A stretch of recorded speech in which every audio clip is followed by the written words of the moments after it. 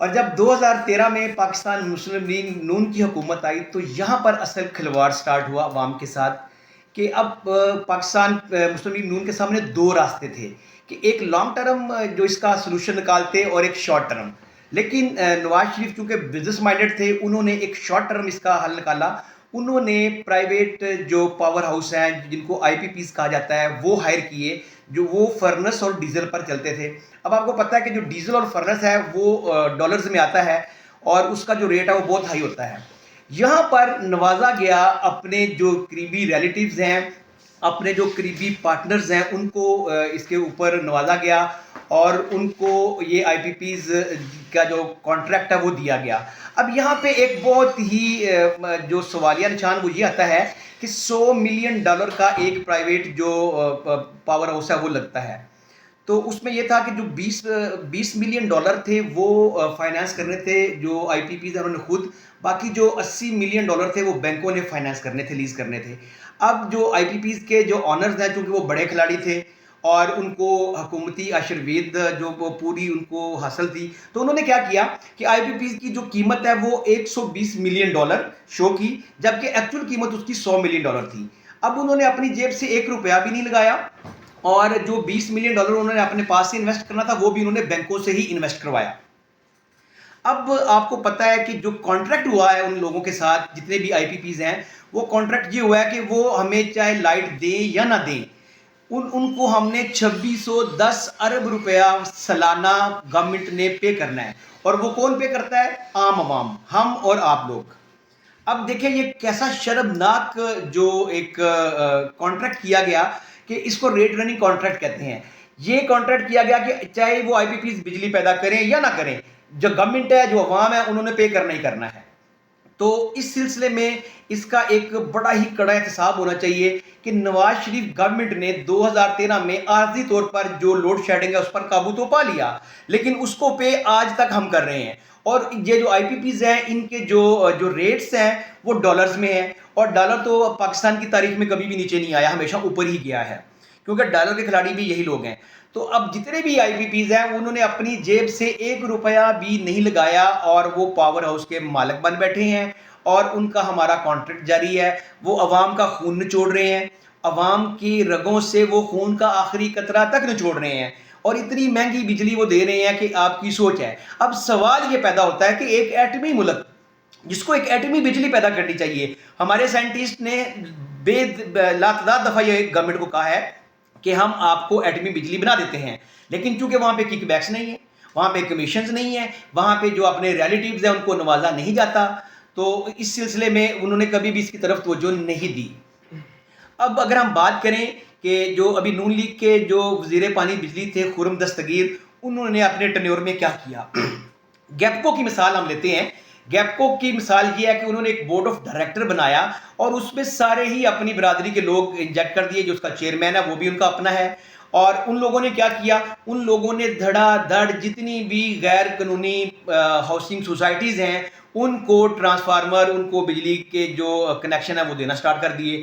اب یہ ایک الگ ٹاپک ہے کہ جو پرائیویٹ ہاؤسنگ سوسائٹیز ہیں وہ کس طرح استحصال کر رہی ہیں پاکستان کے خزانے کا اور عوام کا, ہم اس کی طرف نہیں جاتے. لیکن جو عوام کا حق ہے بجلی کی شارٹیج اس وجہ سے ہوتی ہے کہ ایک تو اس کے لائن لاسز بہت زیادہ ہیں, دوسرا جو غیر قانونی جتنی بھی ہاؤسنگ سوسائٹیز ہیں وہاں پہ بہت بڑے بڑے ٹرانسفارمر لگے ہوئے ہیں.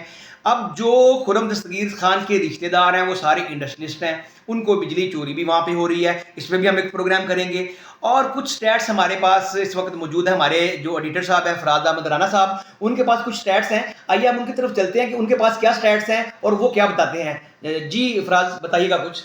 جی السلام علیکم. جی بھائی بڑی ہی اہم موضوع کے اوپر آج آپ ولاگ کر رہے ہیں. یہ موضوع بیسکلی یہ صرف آپ یہ نہیں کہہ سکتے کہ اس میں کسی امیر آدمی کا تعلق ہے یا کسی کا بھی. یہ آج جس ٹاپک کے اوپر ولاگ کیا جا رہا ہے یہ بیسکلی اصل میں اس غریب انسان کے لیے کیا جا رہا ہے جس سے اس کے کھانے کا آخری نوالا تک بھی چھین لیا گیا. اب میں آپ کو کچھ سٹیٹس جو ہیں جو میں نے فگر آؤٹ کیے ہیں وہ میں آپ کے ساتھ شیئر کرتا ہوں. جیسے کہ سالانہ پاکستان میں 520 ارب روپے کی بجلی جو ہے وہ چوری کی جاتی ہے, اور اس میں کم از کم بھی، اور میرا مطلب ہے کم از کم نہیں کہہ سکتے آپ، سب سے زیادہ جو اس میں شیئر جاتا ہے وہ سندھ والی سائڈ پہ جاتا ہے، جو کہ بجلی چوری کرنے میں نمبر 1 پہ ہے. جیسے کہ حیدرآباد میں 37% بجلی چوری کی جاتی ہے، جس کی ریشو پورے پاکستان میں سب سے زیادہ ہے.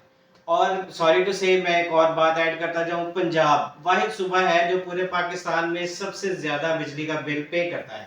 Now come to the back point. اور حیدرآباد کے بعد دوسرے نمبر پہ جو شہر آتا ہے وہ ہے سکھر، جس میں کوئی تقریباً 35% کے قریب بجلی سالانہ چوری کی جاتی ہے. اور انٹیریئر سندھ میں اس طرح اوور آل آلموسٹ 30% بجلی چوری کی جاتی ہے. اور جیسے کہ آپ پہلے خود ہی اس بات کا تذکرہ کر چکے ہیں کہ آئی پی پیز کے ساتھ جو کانٹریکٹ کیا گیا تھا 2013 میں، اس کانٹریکٹ کے بدلے میں پاکستان کی اکانومی کے اوپر سالانہ 2610 ارب روپے کا بوجھ ڈالا جاتا ہے، جو کہ ہر سال ڈالا جائے گا، چاہے آپ ان سے بجلی لیں چاہے آپ ان سے بجلی نہ لیں. اور عموماً اس کے بدلے میں ایسا ہی ہوتا ہے، کیونکہ ہماری گورنمنٹ نے ان کے ساتھ کانٹریکٹ کچھ اس لحاظ سے کیے ہیں کہ چاہے ان کے پلانٹس چلیں یا نہ چلیں، گورنمنٹ نے ان کو یہ 2610 ارب روپے پے کرنے ہی کرنے ہیں. اور اس کے بدلے میں ڈیفینیٹلی جتنے بھی آئی پی پیز ہیں وہ زیادہ تر اپنے تمام تر جتنے بھی ان کے پلانٹس ہیں ان کے متعلق کوئی نہ کوئی ٹیکنیکل فالٹ نکال کے رکھتے ہیں اور کہتے ہیں جی اس کی وجہ سے نہیں چل رہا، اس کی وجہ سے نہیں چل رہا. اوور آل اس میں یہ پاکستان کا ہی نقصان ہو رہا ہے. اور یہ تقریباً کم از کم بھی 2013 سے یہ بات شروع ہوئی ہے، اور آج ہم 2023 میں اس ٹاپک کو دوبارہ سے ڈسکس کر رہے ہیں. 10 سال ہو گئے ہیں ان کو پاکستان کا اور پاکستانیوں کا خون نچوڑتے ہوئے.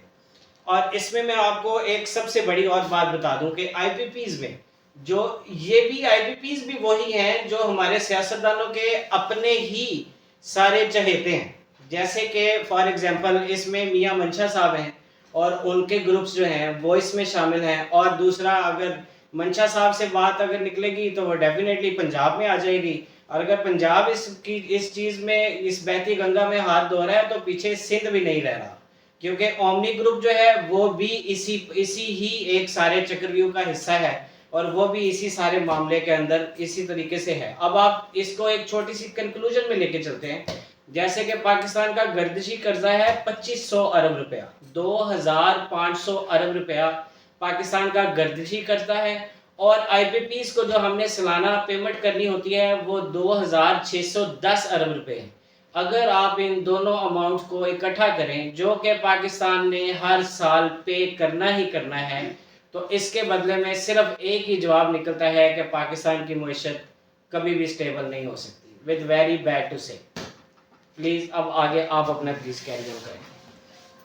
تو اگر ہم بات کریں جیسا کہ فراز صاحب نے بتایا کہ یہ جو سٹیٹس ہیں یہ بڑے ہی الارمنگ ہیں کہ عوام کا خون نچوڑا جا رہا ہے. اشرافیہ کیا کر رہی ہے؟ گھر بیٹھ کر ہی مزے لے رہی ہے. اسی وجہ سے جو ہماری جو بلنگ ہے وہ اوور بلنگ آتی ہے.